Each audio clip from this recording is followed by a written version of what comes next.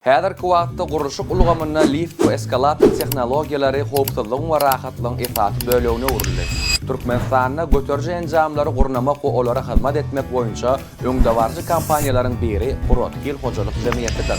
Protkil Günarta Koreýanyň belli öňürjisi Sigma Elevator kompaniýasynyň Türkmenistandaky resmi distributorydyr. Bu hyzmatdaşlyk müşterileri öňdewarjy tehnologiýalary esaslanýan ýokary hili liftleri we eskalatorlar hödürlemäge mümkinçilik berýär. Ähli enjamlar 5 ýyllyk kepillik bilen üçin edilýär. Protkil kompaniýasy Türkmenistanda öz işine 2021-nji ýylda başlady.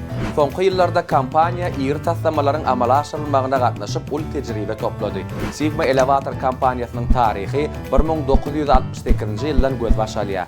Häzirki wagtda önümler dünýäniň 70-den gowrak ýurduna eksport edilýär. Sigma ýolagçy, ýük hassahana, panorama liftlary, şeýlekem eskalatorlary we travalatorlary öňdürýär.